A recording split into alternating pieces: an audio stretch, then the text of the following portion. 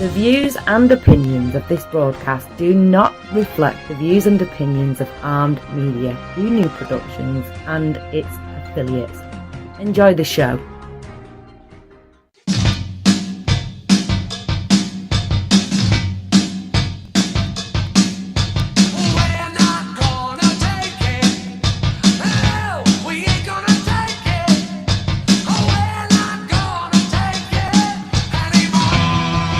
Oh, yes, that's right. We're not going to take it. I'm in a good mood tonight. I'm all fired up. Hello, everybody out there listening to ARM Radio. Thanks for listening to my show, All Aboard with Don Whisman. That's me.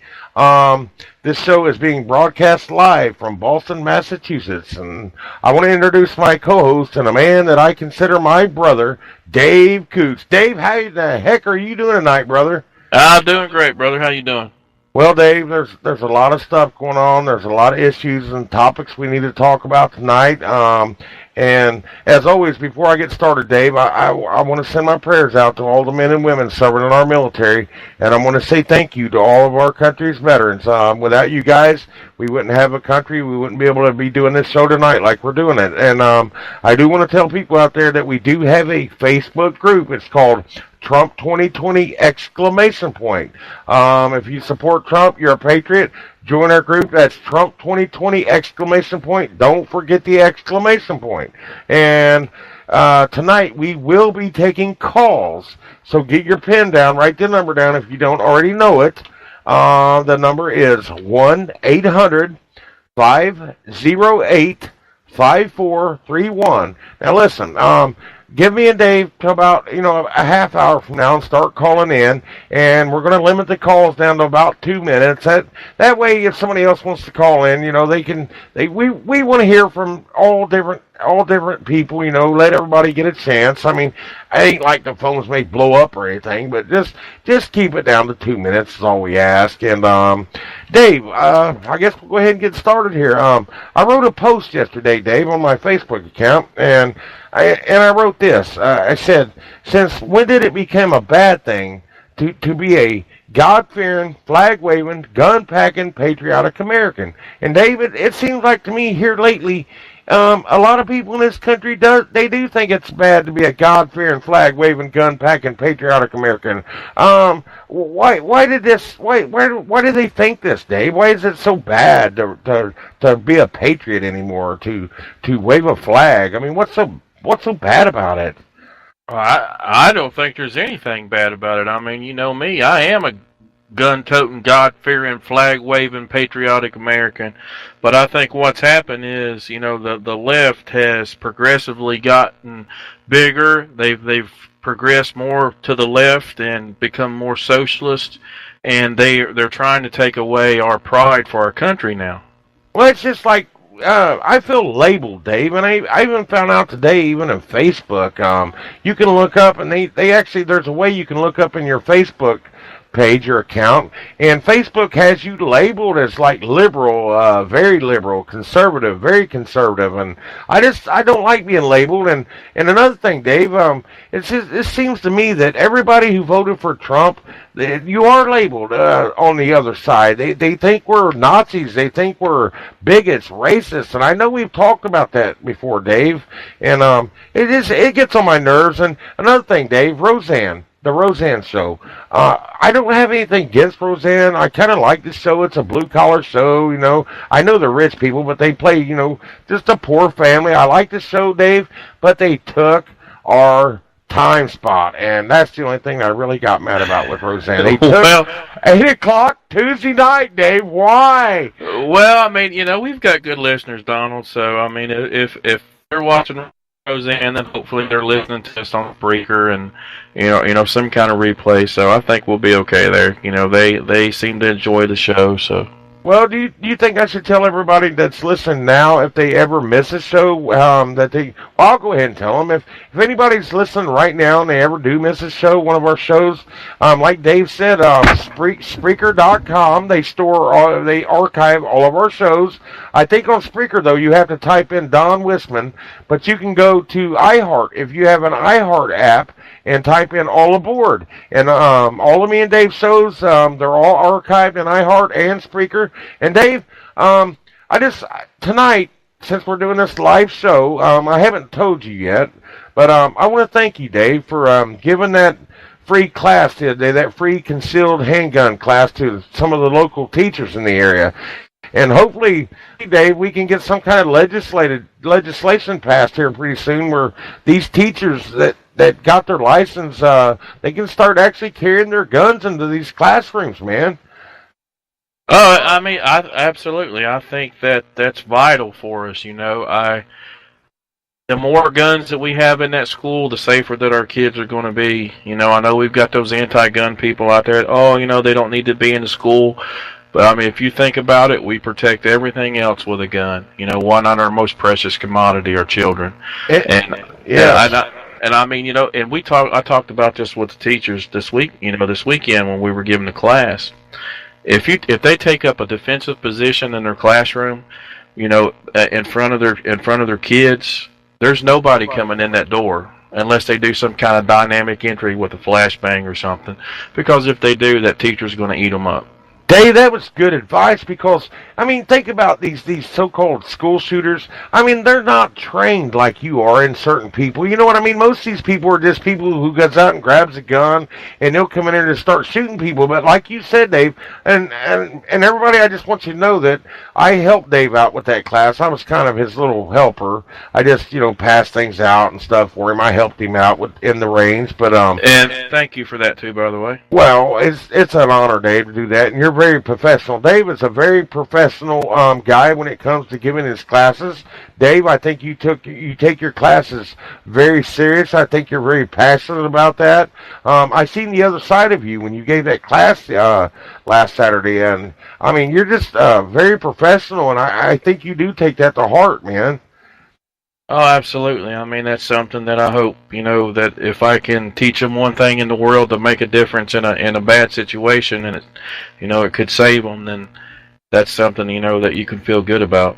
Well, and especially the part you just said when you was telling those teachers about taking a defensive position, like putting their kids in the corner. And like you said, Dave, if that teacher's sitting there holding her gun and some boy or whatever, some crazy nut comes through that door, I mean, like you said, more than likely that teacher's going to get them. She's going to save her students, Dave. I think I completely agree with you on that, man. Oh, yeah. I mean, it's like we told them, that door is a fatal funnel, and unless they're doing some kind of dynamic entry where they're banging the door, banging the room to come in, the teachers will eat them up. That's why we need to arm the teachers and put them in the school in conjunction with security.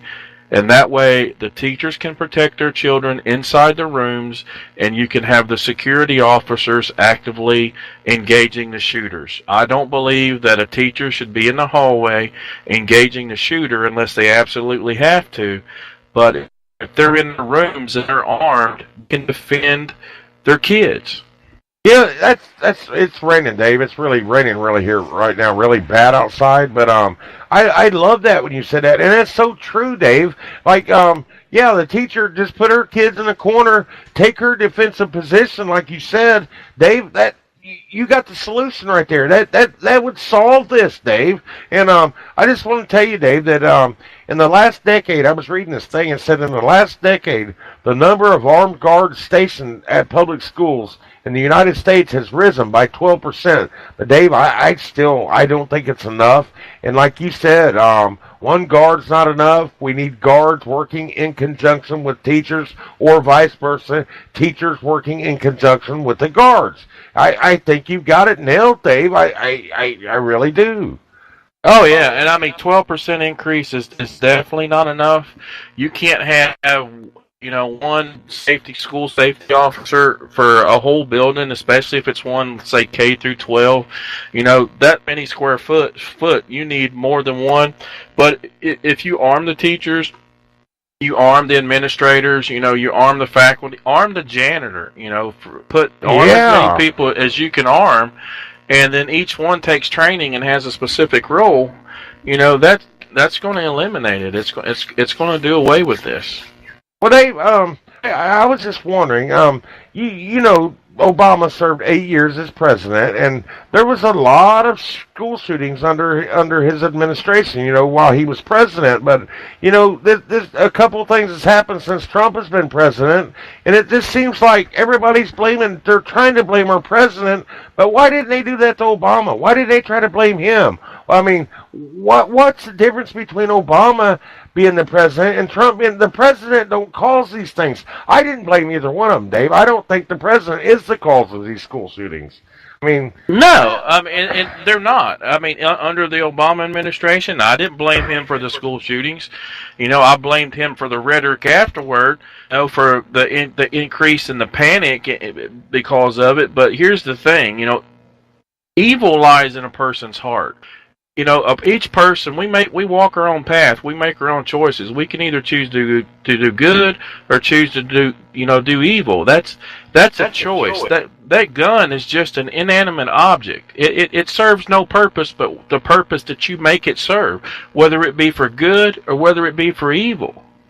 well, and Dave, you're absolutely right, and everybody out there listening, you know, I hate to keep harping on all these school shootings, but it seems like every time my wife turns the TV on, they're still talking about it, and they're still going on. And Dave, I just want to tell you, I don't know if you heard what Ted Nugent said in an interview, but I kind of agree with him. Ted Nugent, he called some of these Parkland survivors liars and soulless.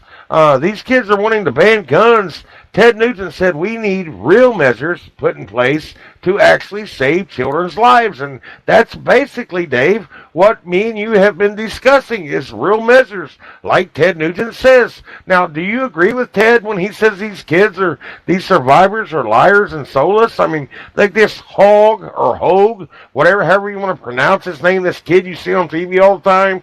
Yeah, and I'm so sick of seeing this kid. You know, was he there? Wasn't he there? Who knows? Who cares? Yes. You know, it's ridiculous. You know, Ted Nugent he's a little extreme when he says stuff, but yes, I do agree with him. You know, let's figure out some common sense stuff. For instance, breaking news right now: there was a shooting in California at the YouTube facility. I guess it's still ongoing. California has some of the strictest gun laws in the nation, and we're still having shootings there. So guess what? Laws don't stop the bad guys. Well, Dave, I guarantee you that if this happened in California, it won't get that much news coverage. I guarantee you. What do you think? No, because, you know, we've talked about this before. Yes, we have. It doesn't fit the media's narrative. You know, there was the school shooting in Baltimore where the safety officer shot the guy. You know, that girl that he shot, that was a domestic situation because he used to date her. She passed away. It didn't even hardly make the news. Why? Because Maryland is a strict gun control state. Why? Because a guy with a gun stopped him. If it doesn't fit their narrative, they're not going to put it in the news. Well, Dave, to go back to the school, these kids, like they was walking out and all this and that, protesting the guns, Dave. You know, the thing is, Dave, they better be careful what they wish for, because I mean, we're not the ones that's going to have to live with this, because we're kind of getting older. But these kids are trying to make decisions right now, and they don't even really know what they're talking about, like taking their rights away. They better be careful, Dave, what they're wishing for here, man. And that's the truth. But I mean, if you look at that generation now, not only are they eating Tide Pods, but they're snorting condoms. They're snorting condoms. They're eating Tide Pods and snorting condoms. You know what I mean? So you want to talk to me about common sense gun control when you don't have no common sense? We already have common sense gun control laws in place. Let's enforce the ones on the books. You know, let's do some mental background checks and stuff. You know, and let's get back to the way that we used to be in our country, where we're proud of our country, we're proud of God, we're proud. You know, we have lost that. We as a society, the gun isn't the issue anymore. Now we have a morality issue in this country now. Well, you're right, Dave. There's so many crazy things going on in our country right now. Like we're talking about these school shootings. I mean, look, Dave, they took God out of the schools. They took the Ten Commandments off all the courthouse lawns around this nation. Dave, I believe put God back in schools, put the Ten Commandments back up in the courthouse lawns, actually put the Ten Commandments in the schoolyard lawns. And the thing is, Dave, let's leave politics out of schools. That's the thing right there. We can take God out of schools, but these teachers, not all of them, like you said, there's a lot of good teachers out there, but Dave, there's a lot of bad teachers out there too, and they're trying to push their political beliefs on our children. I think that's wrong. If we got rid of God out of school, I do believe politics needs to leave school. It does, Dave. Oh, absolutely. And here's what happens. When something bad happens at a school, the first thing somebody wants to say is, well, where's your God at now?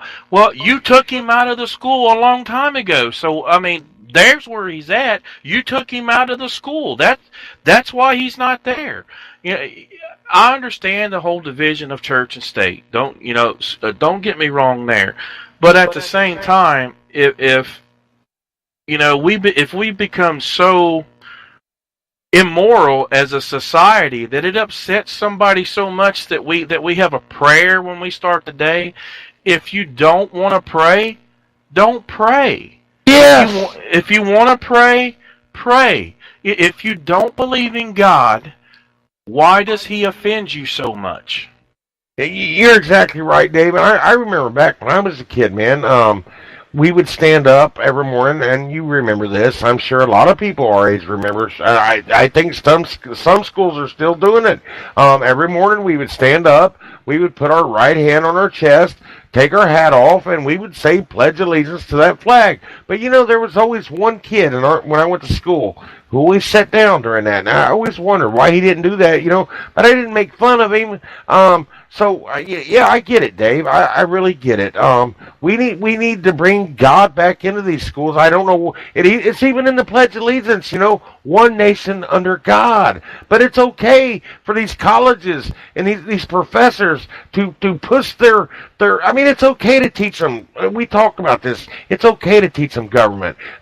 Political science, but they shouldn't be pushing their political affiliation, their ideologies on our kids. Let them decide themselves, Dave, what they want to be. If they want to be liberal or conservative, let them decide that, man.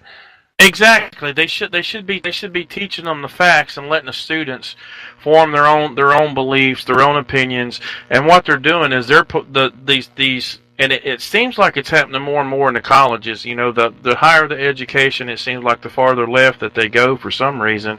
And what they need to do is they need to stop pushing their political narratives on these kids and let these children make up their own minds. These are young adults. They're smart enough. If you teach them the facts, they can make up their own mind. Well, Dave, I was talking to you this morning, and I asked you the question because politics is it's very complicated. It is very complicated, and I asked you, Dave, this morning because you told me something. I forgot what it was this morning, and I said, Dave, it sounds like you took political science in school, and you said yes, and I just wish, Dave, that I could go back and take political science. I would really try to change the world if I could do that. I wish I hadn't quit high school, Dave. I'm sure everybody wishes they could change their lives. I can't, but still, Dave, no. These teachers, they're wrong to try to push their ideology, and I'll call it, that's what it is. It's an ideology. But that liberal ideology, Dave, it's sickening to me. I don't like it. It's bad for the country. It's bad for everybody. And the thing is, Dave, I don't think our country's ever going to unite again until we totally disband the Democratic Party, brother.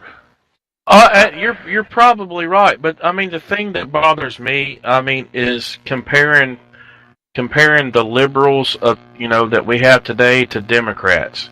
That's not the Democratic Party that I remember growing up. And it really just pisses me off because they're not regular Democrats. These are socialists. That is not a Democratic Party. That is a socialist party.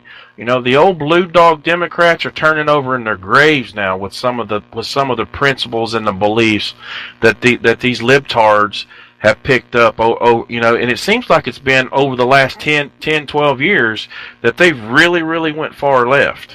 That's what I was going to ask you next, Dave, or my next question was going to be, when do you think this all began? I mean, did it start before Obama? Did Bill Clinton start it? It did. I think a lot of it, started in the Clinton era.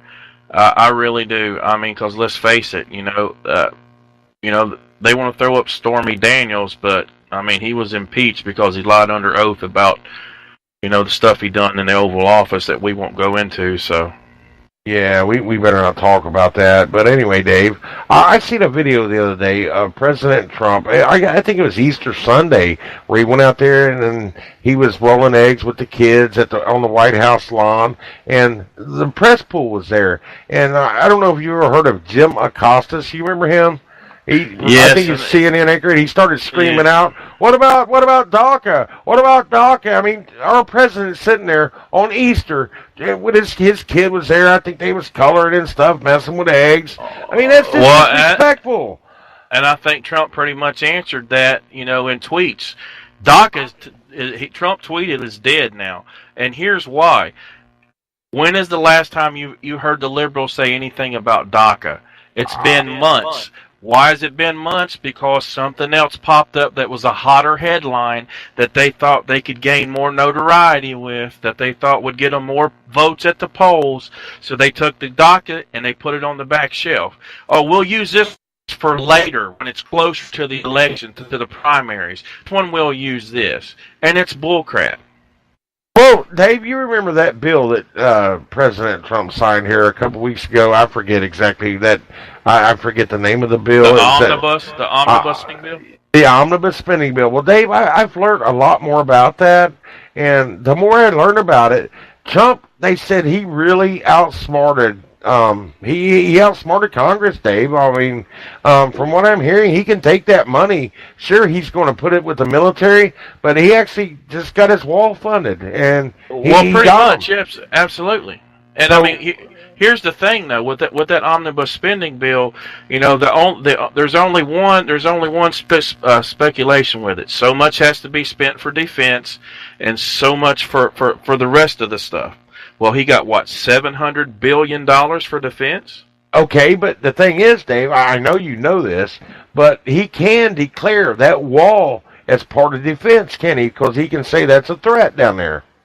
Absolutely. He can say that wall needs to be built in defense of the country, and here's the thing.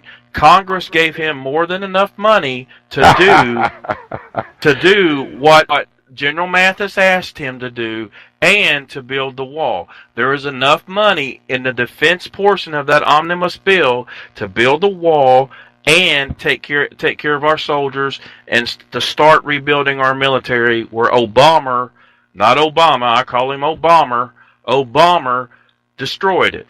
Gutted it. He gutted the military, Dave. I still don't understand why that man wanted to gut our military. Was he really trying to destroy this great nation that we live in, Dave?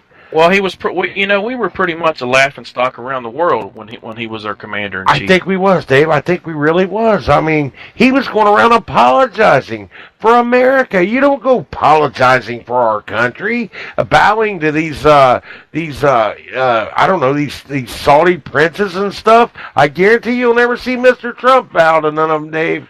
He'll never apologize for our country. No, he's not going to. And look, I mean, nobody else could get Kim Jong-un to the table. You're right. They what would they do? They draw a line in the sand. They put another sanction on that did no work. So then what happens? They don't take us serious. But then you get a man in there with a big old set of cojones who says, this is the way it's going to be. And if you don't like it, we're the most powerful nation in the world. We're going to pick you up, slap you across the face. And if you don't like it, tough. Well, guess what happens? People listen. Well, I guess, if you agree with me on this, you remember the buildup Trump put around the Korean Peninsula, with all the ships and everything. I think he scared Kim Jong-un with that. I think he knew Trump wasn't going to play games like Obama did. Oh, I believe he did too. I think I don't know what the Navy, I think they're called battle groups or something like that. He had two battle groups over there, which was the first time that two of them had been over there together in 20 or 30 years, if I remember right. So they know that he wasn't playing around. Plus, when you have a Secretary of Defense, you know, Mad Dog Mattis. Mad Dog Mattis. I mean, come on. You know? It don't. You know what, Dave? I'll tell you the truth. I know the elections 2020 is coming up, but Dave, I'll tell you what. We've got an opportunity, and we'll talk about that in a minute. But I'm gonna go on to something else here. But we can't afford to lose Trump in 2020. It would be a shame, and we would be losing a good president. But let's move on to something else here, real quick, Dave. Someone once told me on this show, actually, that the United States of America was not a country of immigrants, Dave.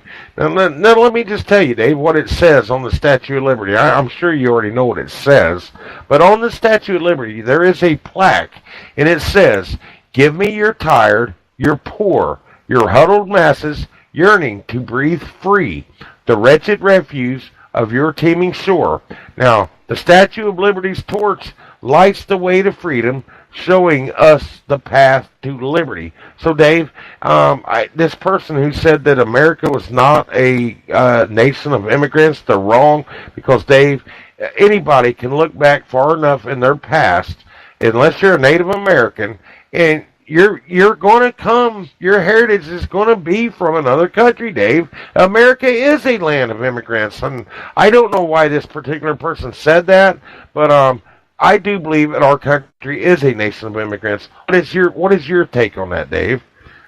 Oh, I think it is too. And I mean, you know, here's the thing: as long as somewhere out there, you know, we are the greatest country in the world. Somewhere out there, there's a little kid. You know, there's a grown man, a grown woman, and they're waking up with the dream of coming to America, you know, and living the American dream and being free. And as long as they have that dream, we'll always be a nation of immigrants. Oh, I love it. But Dave, still, I believe when a person does come to our country, yeah, I mean, it's okay. Like we've said this before too. It's okay to be proud of your heritage, but you must assimilate to our way of life, to our culture, and respect our Constitution, Dave. I will always believe that. I don't care who comes here. As long as you do that, I'll welcome you as a brother. I'll welcome you as an American, you know, as long as you respect our Constitution, our way of life, and our culture. I mean, you've got to assimilate, Dave. Assimilate is a big word for the immigrants coming to this country today. That's the biggest word to me, assimilate. It is, and a lot of them, when they come here, they don't want to assimilate. You know, they want to come here and change our cultures to the culture that, you know, where their country was. And I guess the way that I look at that is, if your country was so great, you know, and your culture was so good there, then why did you leave? Go back. Yeah, that's the thing, Dave. I mean, you got so many people out here dogging our country, just dogging us left and right, and that's it. If they don't like it, Dave, like you said, leave. Leave. The doors are open. Nobody's going to hold you down. I mean, anybody's got a right. You can come here, but you can also leave here, Dave, just as easy, or if not easier, than you came here. You can leave. Exactly. I mean, it is a free country. You're free to leave. Absolutely, brother. No, if you're American and you don't like this country, you know, you've got these actors speaking out against Trump. I'm moving here, I'm moving there. Well, guess what? Move, because nobody's going to miss you. FYI, that's why last year the movie industry, their overall profits were down billions. And what was the excuse that they used? Oh, the quality of movies. Guess what, guys? It wasn't the quality of movies. It's because the American people got tired of you running your flap about politics. We don't care what your politics are. We pay to watch the movie, not hear you run your mouth about your politics. Yes, we pay you to entertain us. We don't pay you to tell. Yeah, just like Dave said, we don't pay you to hear your politics. If we want to hear politics, we'll watch whoever we want to watch, Dave. If we want to hear politics, we'll talk on All Aboard. Yeah, we'll talk on All Aboard this show. I'll tell you, Dave. I just couldn't have a better co-host than you. I mean, you're very knowledgeable. You're a smart guy. I mean, everybody out there, I'll introduce him again. This is Dave Coots. I mean, this guy is so much of a friend. I do consider him my brother. This guy, I just want to thank you, Dave, once again for being my co-host. And I think you're the best co-host a guy could have. And I just want to thank you again for being on this show with me every week, Dave. I mean, I don't even look at you as a co-host anymore, Dave. I consider you a host, brother. It looks like we have a caller, Dave. Hello. Hello, Chris. This is Chris from Louisiana. Yes, it is. Chris. Hey, Chris, how you doing? I'm doing all right. I just want to thank you, Dave, for what you did for our teachers, man. Well, I appreciate it, brother. It was an honor to be able to do it. Chris. Yeah. Chris, anything else you want to say, brother?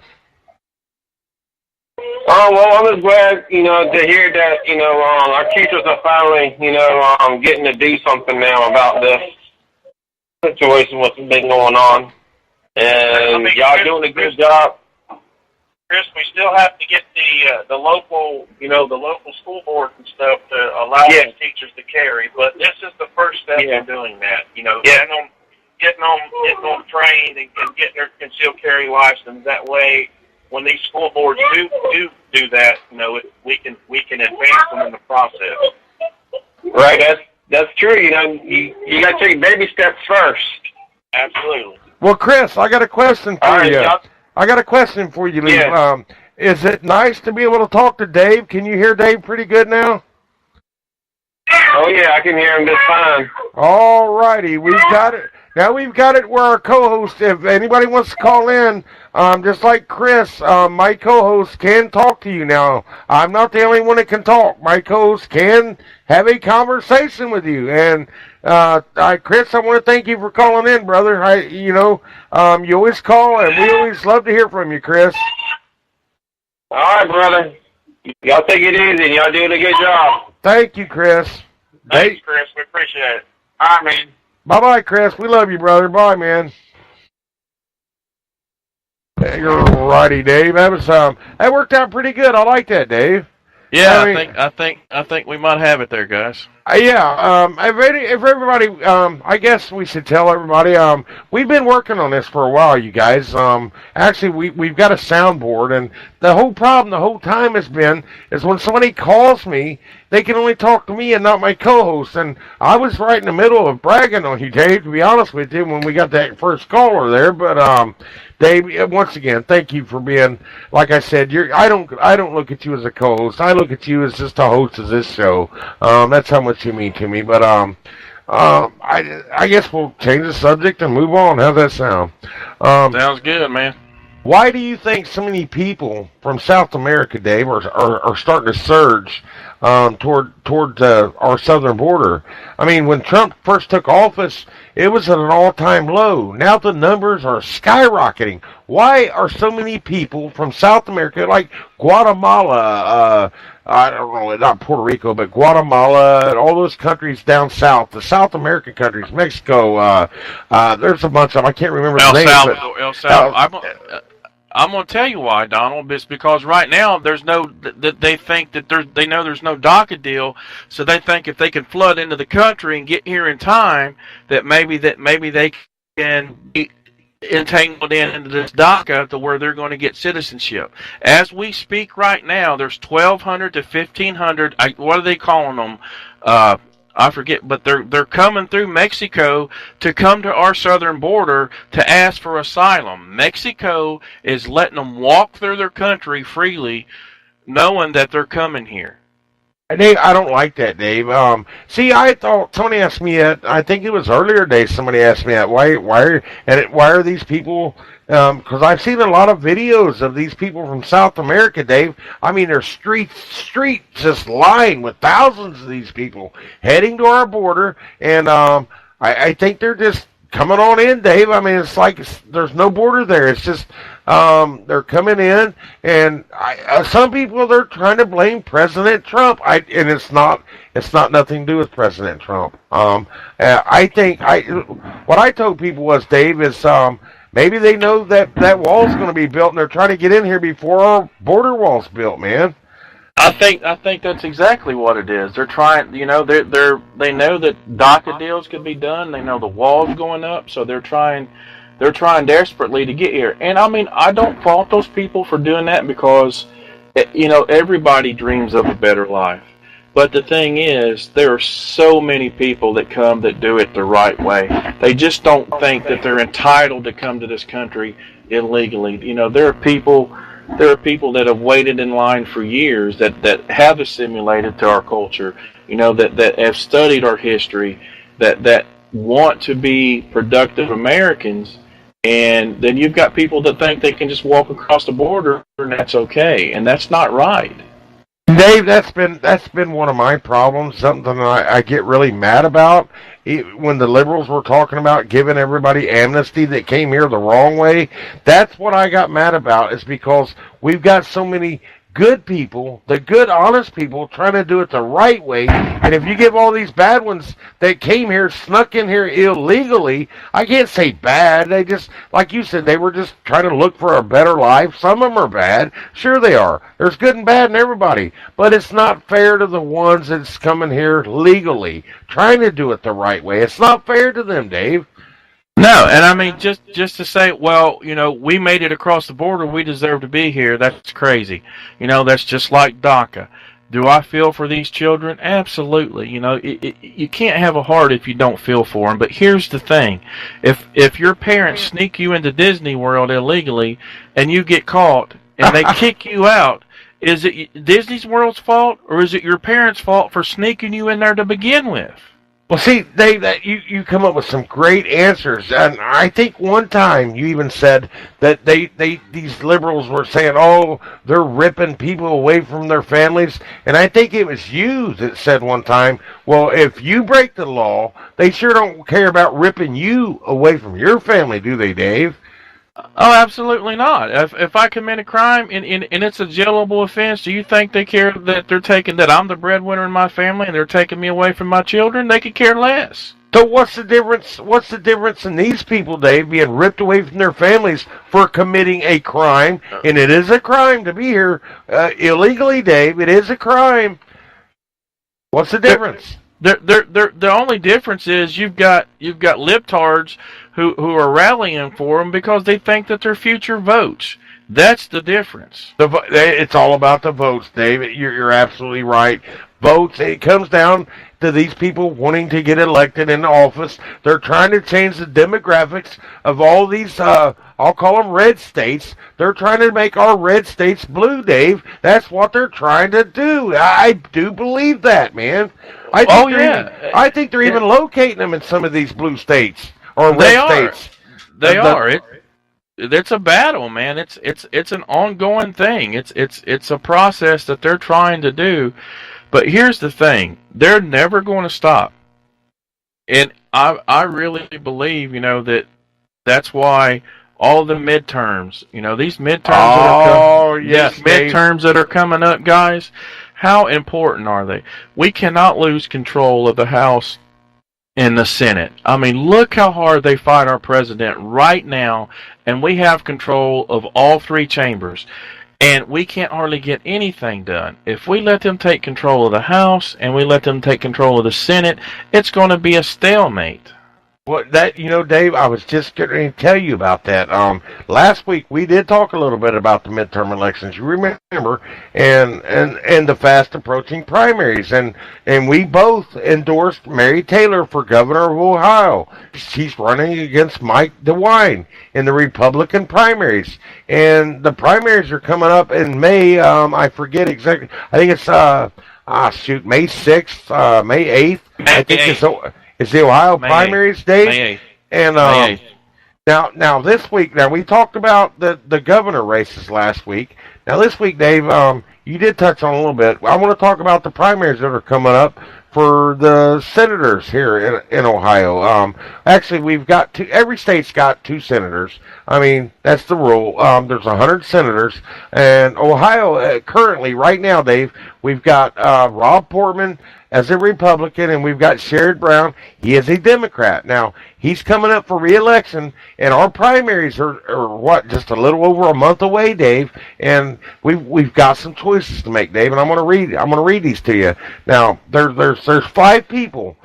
This is the primaries. Now, when you go to vote, you can either take a Republican ballot or a Democratic ballot. That's up to you. I can't tell you who to vote for, but the Democratic. All right, like I said, it's Sherrod Brown. Now, here's the 5 people that's going to be running against Sherrod Brown in the primaries. Now, whoever we pick out of these 5 people who gets the most votes will be the one that's going to be running against Sherrod Brown. Now, Dave, I'm going to give you the list, okay? There's 5 of them. There's Melissa Atkinson. There's Don Elijah Eckhart, Mike Gibbons, Dennis Jones, and Jim Renacci. Now, Dave, we've talked about this at length, Dave. We've really, I know some of these people are good candidates. I mean, some of them may be better candidates than others, but we got to pick the candidate that we think is going to be able to beat Sherrod Brown, Dave. We do. And I know you're still on the fence. You're still on the fence. I know that. I am. I'm still on the fence. You know, I mean, I haven't kind of thrown my hat into anybody's stall here yet. I mean, I'm leaning toward, you know, either Renacci or Gibbons, because I think those are the 2 that are capable of having a successful campaign against Sherrod Brown. Even whether they're the best candidate or not, I mean, that remains to be seen. Here's the thing. I don't agree with everything that they stand for, but most of everything. So then it has to be a balancing act, and then you have to look at the bigger picture. Who can take down Brown? Yes, that's the thing. Who can beat Sherrod Brown? We got to get. You pegged it a while ago. You hit the nail right on the head with the hammer. The only way we can stop all this madness in the country is basically what we both said. We got to get rid of the Democratic Party. We've got to put people in there that's going to basically, Dave, and not only just support the president, but people who are going to uphold the Constitution of the United States. And Dave, I've already picked my candidate. I've done research. I know you're still on the fence, but I'm going to go ahead tonight, personally, myself. I'm going to endorse Jim Renacci. I've done a lot of research on him. I know that you think that. I think you think the top 2 to me are Mike Gibbons and Jim Renacci. That's the top 2 runners, I think, in this race.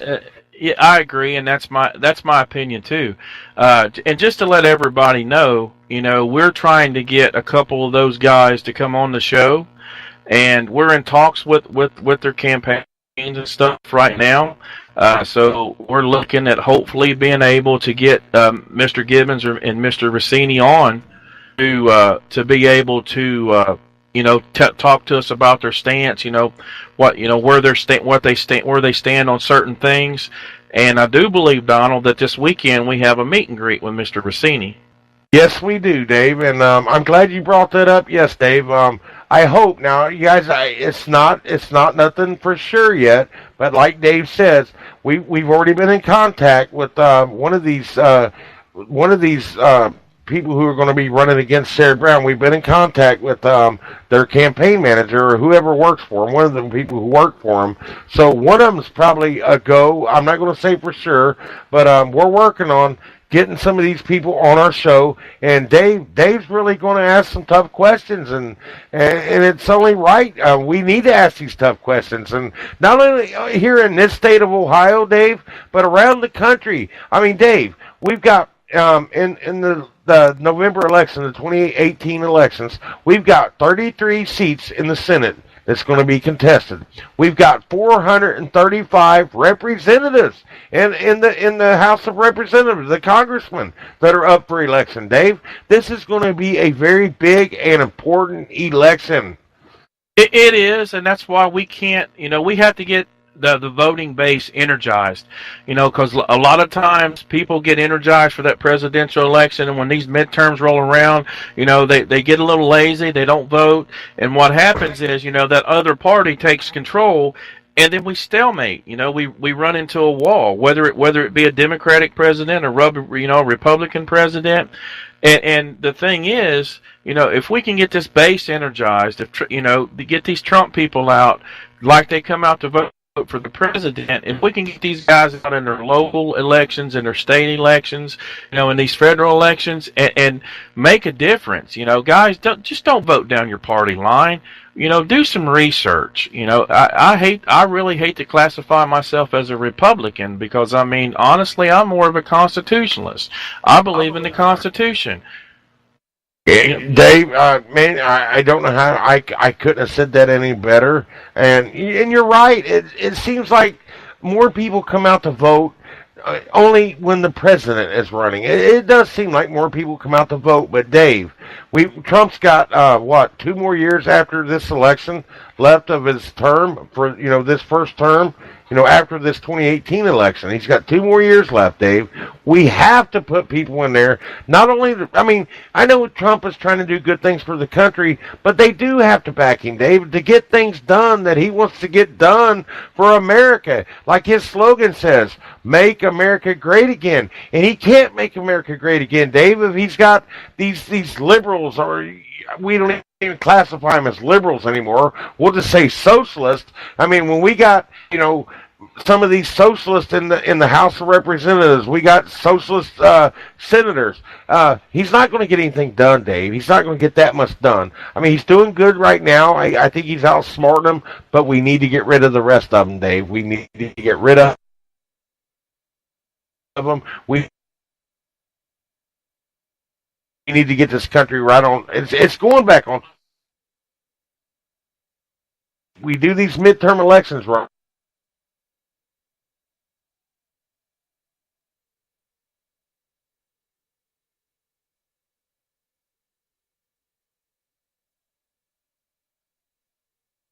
Right. Go down we the all party come lines. together. I'll say it. If I thought a Democrat was a better choice than a Republican, I would vote for him. I don't think that's going to happen anytime soon. But, just for the fact that they're so far left, they're crazy, in my opinion. But I would.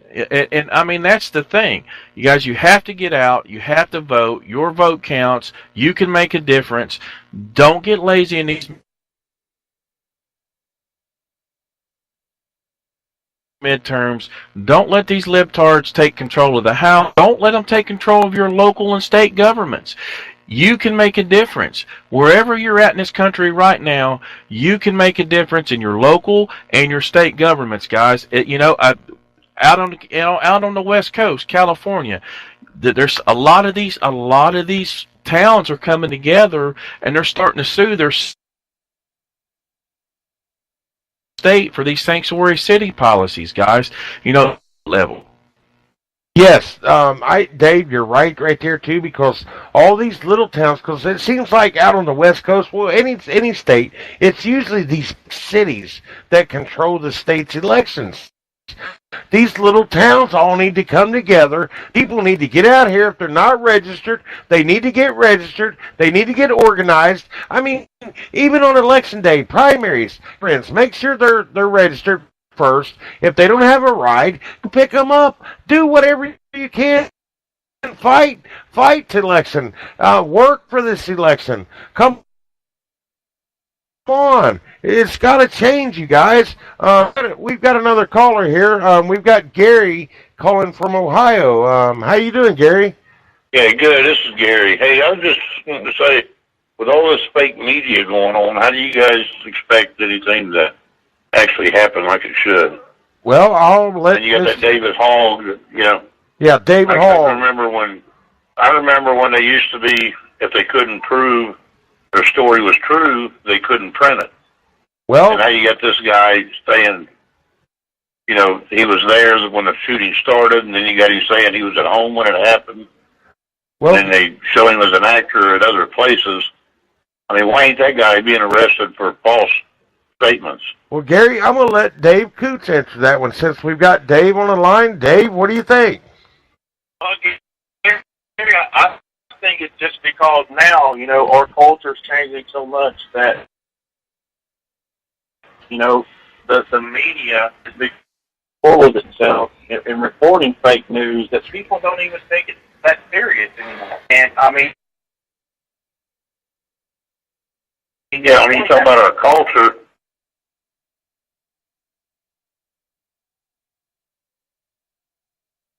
Hell, they're snorting rubber. But I do think that, you know, there are a lot of good kids in that generation that are coming up that don't get the attention because they're the type of kids that believe in God. That They sit back quiet. Yeah. They step back quiet, you know, and I think that eventually, you know, once they get older, they're going to have to realize that they have to make their voice heard. I think that's one of the biggest problems with the conservative movement is there for a long time, you know, the conservatives have been afraid to stand up and smack them across the face because it's all, you know, we don't want to look bad. We're conservative. We're the godly people. And it's okay to be the godly person. It's okay to be the godly person, but you also you got to know when to stand up and smack them across the face and say, hey, enough is enough. And when I was in the military, your president was number one. It didn't matter if you agreed or didn't agree. If you went against what your president was saying. Yeah. Oh, absolutely. Oh, my God, Gary. He's the commander-in-chief. Let's have a little respect for the man. Exactly. And they say he needs to quit Twitter. And if he didn't Twitter, we'd never know the truth about nothing. What they put on the news and everything, lies, you know? Yeah. I've seen something on the other day about like 50 or 100 radio news stations, TV, every one of them word for word on the same statement. And they're never going to give him a fair shake, Gary. The mainstream media, that's why we're glad you listen to shows like this. These type of shows where, you know, we're just two normal guys that just telling it how it is. We don't sugarcoat it. We're not Willy Wonka. You know, this is what we believe. You either agree with us, you don't, but this is it. Well, Gary, to talk about, to me, Gary, that is showing transparency, and that's something that Obama didn't do. Most of the things Obama did was done behind closed doors. At least Trump does get on there and tweet what's on his mind. That shows a transparent president. I like his tweets. Gary, is there anything else you'd like to say, brother? No. I mean, it's hard to know what to do, like the people to vote for in the primaries and whoever. Don't really know if you're hearing the truth or if you're hearing what the media's trying to put out. And Gary, that's why we're trying to get some of them on there already for you. That way you'll know. We might have some of the candidates coming on the show, and hopefully that'd be awesome. Hopefully they'll be able to shed a little light so you can see where they stand and what they believe in. And we're actually one thing I did see that is so true. That's come out of all these people that do good things. They want to try to search up sex scandals and stuff, but you ain't seen nobody claiming to be with Hillary, do you? You're right, Gary. You're right. I like that. Yes, you're right, Gary. Gary, you didn't have to pay nobody. That's funny. That's a good one. But how do you like our show, Gary? I mean, have you listened to us long? I love it. Thank you, Gary. I've been listening for about 4 or 5 weeks now. Well, Gary, I want to say God bless you. And Dave, if you want to end up with the call with Gary, go ahead, brother. Hey, Gary, we're glad you called, brother. We're glad you're listening. Keep up the fight. Don't give up, and we'll make America great again. And Gary, there you go. That's all Gary, about. Me and Dave is also. Yeah.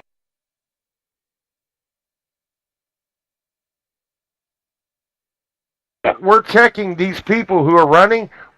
More I'll listen. All right, brother. Thank you, Gary. God bless you. Preach it out, brother. God bless you, brother. You all. Make America great again. Thank you. Bye. Bye, Gary. Good night. Bye. Well, that was a great call. I love from people like Gary. Oh, absolutely. You know, that was a good call. That's somebody you can tell who's a patriotic American who loves his country. He sounded like a veteran. Did he say he was a veteran or something like that? I don't remember, but he sounded like.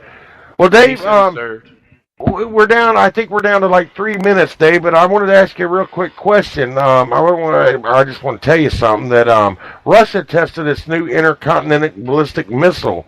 And they're known as ICBMs, and I hope no country ever has to use these weapons, Dave. But we have to keep up with these nuclear countries, Dave, because these Russians and Chinese, they're building them. We've got to build better ones. It's a nuclear race. It's on, brother. I mean, it's never stopped. No, it's never stopped. And if I think what a lot of people forget, especially these younger generations, is that we've already had one Cold War, and we won that Cold War because we outpaced everybody else in our defense, in our nuclear capability. A good defense is a strong offense. And I think Russia, we got one we call the mother of all bombs. I think Russia's calling this one the father of all bombs. Yeah, the Moab or something like Moab. Yes. Yeah. And thank God for Reagan too, Dave.